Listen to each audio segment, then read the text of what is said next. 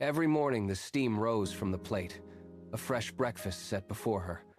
Lily Parker sat, finished her meal, grabbed her bag, and walked out without a word. Outside, her father waited, engine idling. He pulled up to the school gate and offered a wave. Lily did not look back. She slammed the car door shut, the sound echoing against the quiet street.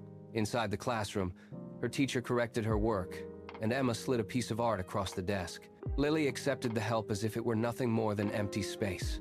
One afternoon, Emma handed her a handmade bracelet, her fingertips stained with the lingering ink of her labor. Lily glanced down at the gift, shrugged, and shoved it deep into her bag, burying it beneath a pile of books. Emma's smile vanished. Her shoulders sagged as she retreated. The house grew colder. Weeks later, her mother labored until midnight on a project, leaving it by the bed. Lily saw it, gave a single, hollow nod, and walked away. The silence was not an absence of sound, but a wall she built, one dismissive gesture at a time. The Grand Talent Festival loomed.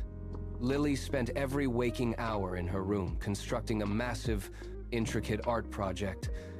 Her parents hauled boxes of heavy paint, and Emma stayed late, cutting paper until her hands cramped. Lily worked in a frantic, isolated rhythm, ignoring the hands that held the brushes and the eyes that watched her fatigue. She was a machine, consuming resources and time. Then, the sky turned a bruised, deep purple. By midnight, the air pressure dropped, and a violent gust tore the bedroom window from its latch. Rain lashed inward, a heavy, freezing spray that hammered the display. Lily watched, frozen in the doorway. As the water pooled on the floor, it soaked into the paper, bleeding the colors into a thick, gray sludge. The intricate lines melted. The structural supports warped and collapsed under the weight of the downpour. Within minutes, the work of weeks became a pile of sodden, unrecognizable debris. Lily stumbled forward, her knees hitting the wet floor. She reached out, but the paper tore under her touch, dissolving between her fingers. She sat in the wreckage, the sound of the rain drowning out her own sharp, jagged sobs. The morning light revealed the scale of the disaster. Lily remained at her desk, her gaze fixed on the sodden mess. The door creaked. Emma stepped in, looked at the pile of debris, and pulled up a chair without waiting for an invitation. "We can fix this," she said, reaching for a brush. She began to scrape away the worst of the sludge. One by one, others arrived.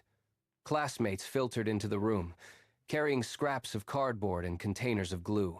Mrs. Carter opened the art room, and Lily's parents appeared at the door, their arms loaded with fresh supplies and containers of food. The room transformed from a tomb of failure into a hive of activity. For hours, the air buzzed with the sharp sound of tape being pulled, the rhythmic scrape of brushes, and the quiet murmurs of coordination. Lily sat motionless, watching her mother carefully taping the board, her father mixing fresh pigments, and Emma layering colors with steady hands. The weight of their effort pressed against her. She traced the lines of their tired faces and saw the kindness poured into every repair. The silence in the room was no longer cold. It was thick, heavy, and impossible to ignore. Lily stood up, her boots crunched on discarded tape as she moved toward the center of the room. She looked at her father, his hands stained with primary colors. She looked at her mother, who was wiping sweat from her forehead. Then she looked at Emma, whose paint-caked fingers were still working to restore the base of the structure. The room felt suddenly small, pressurized by the sheer volume of their dedication. Lily's throat tightened, a hard knot of realization that made it difficult to draw breath. She had spent a lifetime taking without seeing, but the sight of them working for her sake stripped that defense away. Her voice emerged as a thin, "Thank you," she whispered, staring directly at Emma. The room went silent. The sound of scraping brushes ceased. Emma stopped mid-stroke, her eyes wide. Lily turned to face them all, her voice growing firmer, shaking off the long habit of cold indifference. "Thank you all." Her mother dropped her brush and stepped across the debris. She reached out, gripping Lily's shoulders, and then Emma surged forward, wrapping her arms around them both. The hug was tight, crushing, and real. For the first time, Lily did not pull away. The next morning, The festival hall hummed with noise. Lily stood on the stage, the repaired project beside her, catching the overhead lights. She held the silver medal in her palm, its metal cool against her skin. She looked out at the crowded rows, finding her parents and Emma in the front. She leaned into the microphone. "Thank you for helping me," she announced. The words were clear, steady, and carried across the room. That moment marked the end of the silence. In the weeks that followed, the atmosphere at home shifted.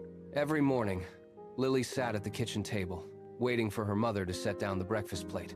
She looked up, met her mother's eyes, and spoke the words that had once felt impossible. At the curb, she waited until her father turned to look at her before she stepped out of the car, offering a nod of genuine recognition.